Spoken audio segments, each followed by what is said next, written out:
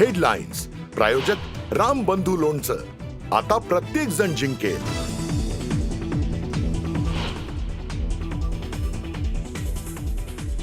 ती बैठक कुठे कधी झाली याची माहिती द्या. सुप्रिया सुळेंचं छगन भुजबळांना आव्हान.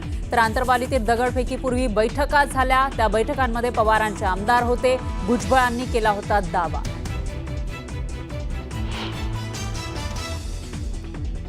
मुख्यमंत्र्यांचा फोन आला होता. यापुढे अशी वक्तव्य नको असे आदेश. मुख्यमंत्र्यांच्या सूचनेचं पालन करणार गोपीचंद पडळकरांचं विधान.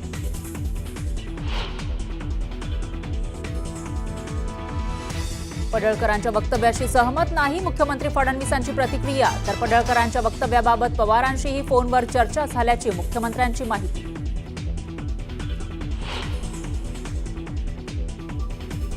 पडळकरांच्या जयंत पाटलांवरील टीकेनंतर शरद पवारांचा मुख्यमंत्री फडणवीसांना फोन. अशा भाषेतील टीका राज्याच्या संस्कृतीला न शोभणारी, मुख्यमंत्र्यांकडे व्यक्त केली नाराजी.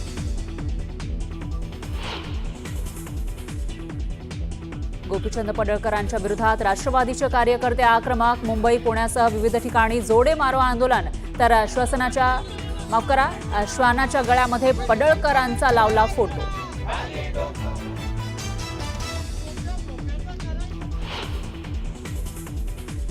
म्हणून निषेध करतो.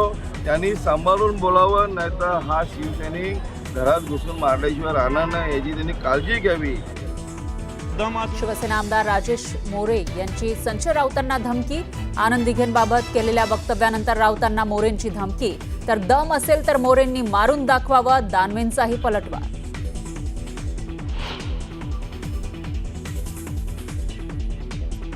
मनसे अध्यक्ष राज ठाकरेंचा मनसैनिकांना कानमंत्र. निवडणुकीच्या तयारीला लागा, मतदार याद्या वारंवार चाळा. राज ठाकरेंच्या पदाधिकाऱ्यांना सूचना.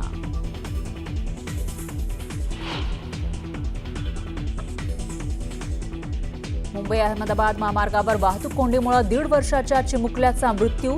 तब्बल 5 तास वाहतूक कोंडीमध्ये अडकली रुग्णवाहिका.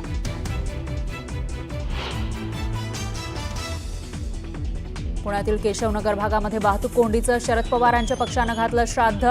अनेक दिवसांपासून पाठपुरावा केला तरीही परिस्थिती जैसे थे.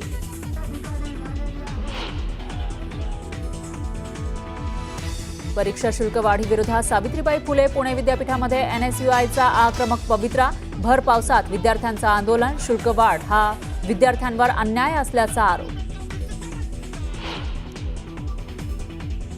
आणि सोलापूरकरांची अनेक वर्षांपासूनची प्रतीक्षा अखेर पूर्ण होणार. सोलापूर मुंबई आणि सोलापूर बंगळुरू विमानसेवा 15 ऑक्टोबरपासून होणार सुरू. बुलेटिनमध्ये आता घेऊया बातम्यांचा वेगवान आढावा. नाशिकच्या मालेगावातील गिरणा धरण ओव्हरफ्लो झालंय. धरणाच्या पाणी पातळीमध्ये सातत्याने वाढ होत असल्यामुळे धरणाचे 3 दरवाजे उघडण्यात आले. गिरणा धरणातून सध्या 3714 क्युसेकने पाण्याचा विसर्ग सुरू आहे. बीडच्या आष्टी तालुक्यातील पेठपांगरा गावामध्ये झालेल्या ढगफुटी सदृश्य पावसामुळे तलाव फुटलाय. त्यामुळे शेकडो एकर शेतजमीन पिकांसह खरडून निघालेली आहे. त्यामुळे सरकारने तात्काळ नुकसान भरपाई द्यावी अशी मागणी शेतकरी करत आहेत. सोलापूर जिल्ह्यात गेल्या 4 ते 5 दिवसांपासून जोरदार पावसानं हजेरी लावली आहे. त्यामुळे फळबागांना मोठा फटका बसलाय. 13 एकरच्या द्राक्ष बागेत पाणी झाल्यामुळे मोठं नुकसान झालंय. सोलापूर शहरातील द्वारकाधीश नगरामध्ये नागरी वस्तीमध्ये ड्रेनेजचं पाणी शिरलंय. ड्रेनेजच्या पाण्यामध्ये बसून शिवसेना ठाकरे गट आणि स्थानिक महिलांनी आंदोलन केलंय. पाण्यामध्ये बसून होडी सोडत महापालिका प्रशासनाचा निषेध केलाय. सोलापूरच्या अक्कलकोट तालुक्यामध्ये मुसळधार पावसामुळे शेती पिकांचं मोठं नुकसान झालंय. तातडीने पंचनामा करून नुकसान भरपाई देण्याची मागणी शेतकरी करत आहेत. अतिवृष्टीने तलाव फुटून बीड तालुक्यातील पिंपळगाव घाट या ठिकाणी शेती पिकांचं प्रचंड नुकसान झालंय. आमदार संदीप क्षीरसागर यांनी नुकसानाची पाहणी करत पंचनामे करण्याच्या सूचना दिल्या. अहिल्यानगरच्या नेवासा तालुक्यातील सोनई खरवंडी पानेगाव परिसरामध्ये मुसळधार पावसानं हजेरी लावली. अचानक आलेल्या अतिवृष्टीमुळे नाले ओढे तुडुंब वाहू लागलेले आहेत. त्यामुळे मुसळधार पावसामुळे शेती पिकांचंही मोठ्या प्रमाणात नुकसान झालंय. लातूर जिल्ह्यात अतिवृष्टी आणि पूरस्थितीमुळे हाहाकार उडालाय. या पुराच्या पाण्यामध्ये वाहून गेलेल्या तिघांचे मृतदेह सापडले. जवळपास 2 दिवसांनंतर या तिघांचे मृतदेह सापडल्यामुळे कुटुंबियांनी आक्रोश केला. बुलढाण्याच्या नांदुरा तालुक्यात औधा गावाला जोडणाऱ्या नदीच्या पुलावरून पुराचं पाणी वाहत असल्यामुळे तालुक्याशी संपर्क तुटला होता. दरम्यान प्राथमिक आरोग्य केंद्राचे डॉक्टर श्याम चंदन गोळे, आरोग्यसेवक संजय सातव यांनी स्वतःचा जीव धोक्यात घालत औधा गावामध्ये पोहोचत गावकऱ्यांना आरोग्य सेवा पुरवली. सोलापूर जिल्ह्याला अतिवृष्टीचा फटका बसलाय. शेतकऱ्यांपुढे ओल्या दुष्काळाचं संकट उभं राहिलंय. जिल्ह्यातील 110 महसुली सर्कलपैकी तब्बल 40 सर्कलमधील 489 गावांमध्ये मुसळधार पाऊस बरसलाय. शेतकऱ्यांची पिकं सीना नदीच्या पात्रातील पाण्याखाली गेलेली आहेत. अतिवृष्टी आणि पुरामुळे नुकसान झालेल्या शेतकऱ्यांनी नदीत उडी घेत आत्महत्येचा प्रयत्न केला. काल व्हिडिओ करत संतोष कदम या शेतकऱ्यांनी आत्महत्येचा इशारा दिलेला होता. दरम्यान गावकऱ्यांनी शेतकऱ्याचं प्राण वाचवलंय. वाशिम जिल्ह्यातील जवळका गावामध्ये रेल्वे स्टेशनला जोडणाऱ्या मार्गावरती मोठ्या प्रमाणात खड्ड्यांचं साम्राज्य निर्माण झाले. त्यामुळे वाहनधारकांसह नागरिकांना नाहक त्रास सहन करावा लागतोय. तातडीने रस्ता दुरुस्त करण्याची मागणी करण्यात आली आहे. अन्यथा तीव्र आंदोलन करण्याचा इशारा दिला आहे. अमरावतीच्या तिवसामध्ये पतीसोबतच्या वादातून महिलेने पोटच्या मुलाला नदीत फेकण्याचा प्रयत्न केलाय. वेळीच नागरिकांनी आणि पोलिसांनी हस्तक्षेप केल्यामुळे अनर्थ टळलाय. परभणी शहरात ठिकठिकाणी कचऱ्याचं साम्राज्य निर्माण झाले. त्यामुळे नागरिकांच्या आरोग्याला धोका निर्माण झालाय. तातडीने कचरा स्वच्छ करण्याची मागणी केली जाते.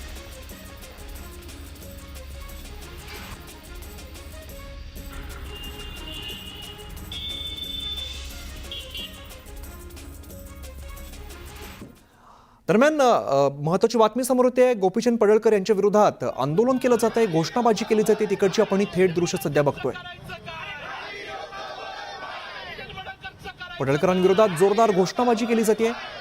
हातामध्ये फलक घेत निषेध नोंदवला जातोय.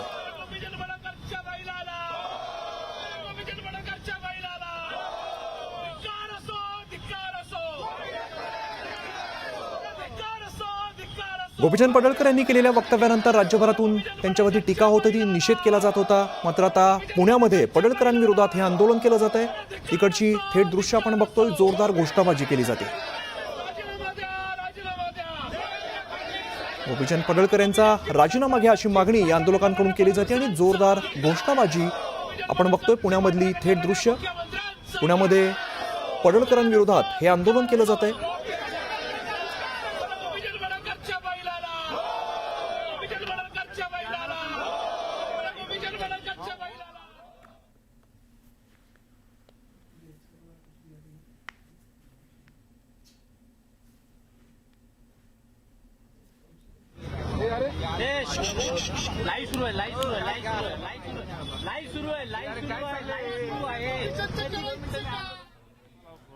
युती आघाडी बोलायला मजा येत असतो आणि त्याच्यात अर्थ उरत असतो आणि म्हणून 100% ठिकाणी शिवसेना तयारी करणार याचा अर्थ असा नाही. कारण उद्या जर दुसऱ्याला सुटली एखादी जागा किंवा सोडली तर तिथं सुद्धा शिवसेनेच्या ताकदीच्या बळावरच समोरच्या पक्षाचा सुद्धा विजय झाला पाहिजे ही भावना उद्धवजी ठाकरे साहेबांची. आणि म्हणून याच्यात 100% ठिकाणी तयारी करणं हे कुठेही चुकीचं नाही आणि वावगं नाही. गोपीचंद पडळकर यांच्या बाबतीत गोपीचंद पडळकर यांनी केलेलं वक्तव्य आक्षेपार्ह वक्तव्य सध्या फार गाजत आहे. त्यांनी जयंत पाटलांबद्दल आक्षेपार्ह हे वक्तव्य केलं. मला वाटतं गाजतंय शब्द चुकीचा आहे. गाजणं याचा अर्थ वेगळा असतो. जी भारतीय जनता पार्टीची हीन प्रवृत्ती आहे, जी भारतीय जनता पार्टी साधन सुचितेच्या विषयी बोलते, याच भारतीय जनता पार्टीच्या लोकांनी 4 दिवसापूर्वी मोदींच्या विषयी बिहारमध्ये कोणीतरी बोललं म्हणून आंदोलन केले. त्याच भारतीय जनता पार्टीचे नालायक लोक कशा पद्धतीनं वक्तव्य करतात, लोकांच्या मोठ्या मोठ्या नेत्यांच्या घरापर्यंत पोहोचतात, वेगळ्या पद्धतीनं आई बहिणीपर्यंत बोलतात. म्हटलं भारतीय जनता पार्टीचं विखारी, अविचारी आणि मस्ती, जी मस्ती म्हणता येईल, मुजोरी म्हणता येईल, ही अशा वक्तव्यातून समोर येते. स्थानिक स्वराज्य संस्था निवडणुकांच्या आधी मागील 6 महिन्यात आतापर्यंत 14,71,000 मतदार आहेत, ते वाढलेले आहेत. मागील काही दिवसांपासून राहुल गांधी मतदार वाढले आहेत वगैरे या सगळ्यावर बोलतात. कालच मान्य राहुलजींनी ज्या पद्धतीनं मतदार वाढवणं आणि कट करणं, कट म्हणजे मतदार यादीतून कमी करणं, अशा पद्धतीनं जे दाखवलेलं आहे, मला असं वाटतं या 14 लाख मतदाराची सुद्धा पूर्णपणे तपासणी केली पाहिजे. निश्चित आम्ही तशा पद्धतीनं गटप्रमुखांना सूचना दिलेल्या आहे आणि येणाऱ्या काळामध्ये मतदार यादीवर मला असं वाटतं एक जागरूकता मागच्या काळात ज्या पद्धतीनं भारतीय जनता पार्टी आणि निवडणूक आयोग यांनी एकत्र येऊन मतदार यादीचा जो खेळ खंडोबा केला आहे वाटतं त्याच्यावर नालायक लोकांचं पक्ष आहे हेच या ठिकाणी समोर येईल. पण दरवेळी त्यांना पाठीशी घालताना दिसत आहे. आपण पाहतोय की मागच्या 7-8 महिन्यामध्ये सातत्याने मान्य पवार साहेब, मान्य उद्धव ठाकरे साहेब, त्याचबरोबर या ठिकाणी जयंत पाटील साहेब यांच्यावर सातत्याने या पुढे तर जाऊन जितेंद्र आव्हाड साहेबांच्या माणसाला मारहाण करण्याचं काम हे गोपीचंद पडळकरांच्या इशाऱ्यावर झालं. सगळे स्टेटमेंट मीडियामध्ये असून सुद्धा या ठिकाणी फक्त आणि फक्त जातीचं राजकारण करण्याच्या नादामध्ये मुख्यमंत्री देवेंद्र फडणवीस हे या राज्याची वाट लावतायत असा आमचा थेट आरोप आहे. अरे भाजपचा पाळीव प्राणी गोपीचंद पडळकरचा, अरे भाजपचा पाळीव प्राणी गोपीचंद पडळकरचा, गोपीचंद करायचं धिक्कार असो, अरे भाजपचा पाळीव प्राणी गोपीचंद पडळकरचा, धिक्कार असो. अरे भाजपचा पाळीव प्राणी गोपीचंद पडळकरचा. या ठिकाणी ज्या पद्धतीने मान्य देवेंद्र फडणवीस हे आमदार गोपीचंद पडळकरची बाजू लावून धरतात हे निश्चित दुर्दैवी आहे.